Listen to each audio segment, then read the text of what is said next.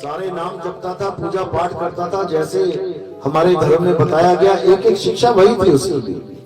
लेकिन अंत में क्या करना है वो ये नहीं जान पाया और उसका जन्म बर्बाद हो गया। बिल्कुल उसी प्रकार हमें भी ये जानना है कि हमारा अंत अच्छा होगा तो कैसे होगा, हम अंत में करें क्या अपना अंत भला करने के लिए। तो कबीर साहब क्या कह रहे हैं, कहते हैं जहां आशा तहां वासा होई और वाह को रोक सके ना कोई।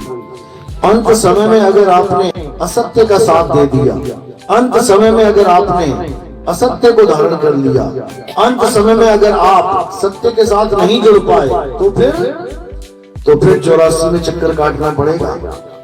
याद रखना, इससे कोई मतलब ही नहीं है कि आप हिंदू हो, मुसलमान हो, सिख हो, ईसाई हो, अमीर हो, गरीब हो, क्या हो, इससे कोई मतलब नहीं है। आप सत्संगी हो नहीं हो, भगवान को मानते हो नहीं मानते हो, इससे कोई मतलब ही नहीं है। आप पूजा करते थे, पाठ करते थे, कुरान पढ़ते थे, नमाज पढ़ते थे, आप क्या जपते थे, इससे कोई मतलब ही नहीं है। मतलब बस इतना है कि अंत में आपने क्या किया, लास्ट मोमेंट पे आप क्या कर रहे हो, बस समझ लो कि यही खेल सारा छुपा हुआ। इसलिए बोलते हैं अंतमता सो गता। तो अंत में करना क्या है हमें, यानी हमारी इस यात्रा का अंतिम पड़ाव है क्या, हमें ये जानना है। अगर वो आपके पास है तो कहते हैं ना आखिरी पत्ते में भी जी सकते हैं, लेकिन पत्ता अगर सही पड़े तो। अब पत्ता ही बेकार है तो बाजी हार जाओगे। तो आखिरी जो पत्ता है सबके पास सबसे बढ़िया वाला है, ऐसा कोई भी नहीं है जिसके पास वो पत्ता नहीं है। अगर वो आखिरी दाव आपने सही खेल दिया तो आपका जन्म मरण का चक्कर खत्म हो जाएगा। अब वो क्या दाव है इसको अच्छे से समझ लो। गीता के अनुसार क्या बोला गया, हे अर्जुन, इस दुनिया में दो प्रकार के तत्व हैं, एक असत्य और एक सत्य।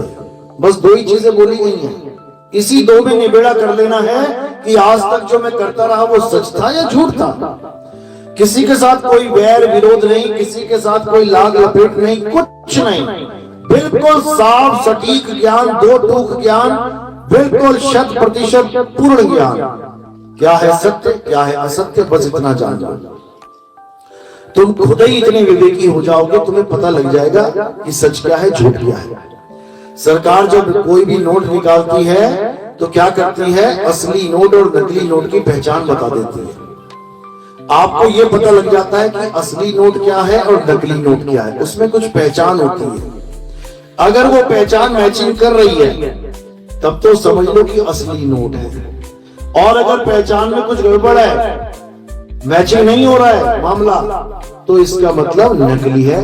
किसी के साथ कोई भेदभाव नहीं, किसी के साथ कोई छल कपट नहीं। ये सरकार ने दो नोट दिखा दिए, असली वाला ऐसा होता है, नकली वाला ऐसा होता है, दिखने में दोनों समान होते हैं। सबसे बड़ी मुसीबत क्या है कि दिखने में दोनों समान होते हैं, लेकिन समान होते हुए भी उसमें जमीन आसमान का अंतर होता है। वो अंतर जिसको समझ में आ गया वो कभी नकली नोट नहीं देगा।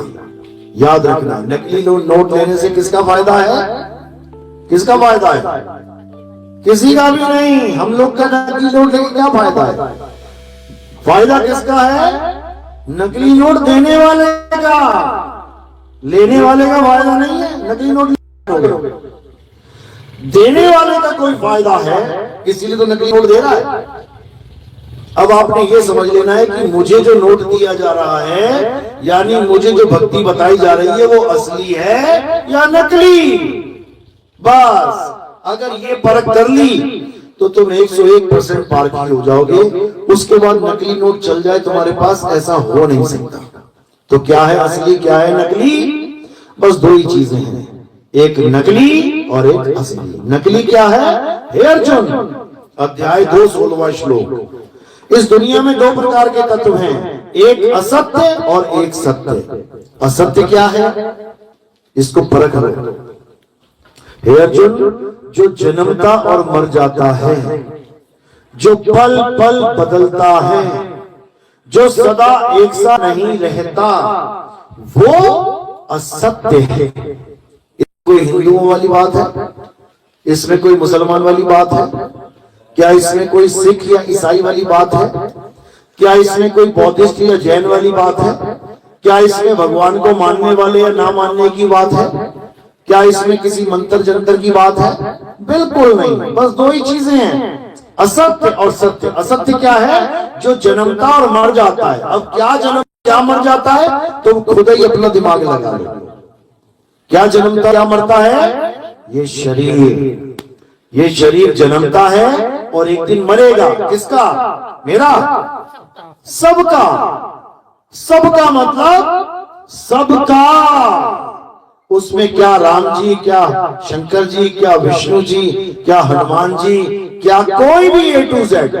शरीर मतलब जो जन्मे और मरे। अब कई लोग कहते हैं नहीं नहीं नहीं, उनका शरीर तो अमर है।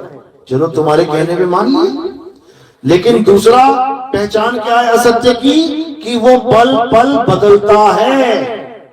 यानी जब पैदा होगा तो 10-12 इंच का और धीरे धीरे 6 फुट का हो जाएगा।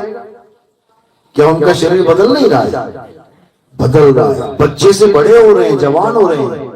तो कृष्ण जी स्वयं अपने मुखार बिंद से कहते हैं कि जो बदल जाए वो सत्य नहीं है। इसमें उनका भी शरीर आ जाता है।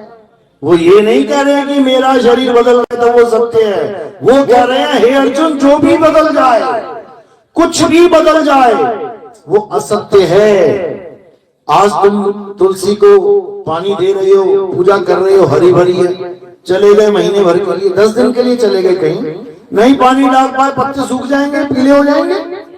हरे से पीले हो गए यानी असत्य है। तो तुम किसकी पूजा कर रहे थे आज तक? सत्य की कि असत्य की? असत्य की। तुम शरीरों की पूजा कर रहे हो, राम जी, कृष्ण जी, हनुमान जी, और शरीर पल पल बदल रहा है। तो गीता के अनुसार तुम किसकी पूजा कर रहे हो? सत्य की कि असत्य की? असत्य की। और असत्य का क्या लक्षण है? पल पल बदलना, सदा एक सा ना रहना। कोई कहता है ये थाली कहाँ बदल रही है? आज भी ऐसी है, कल भी ऐसी है, परसों भी ऐसी है। 1000 साल बाद देखने इसका क्या हाल है।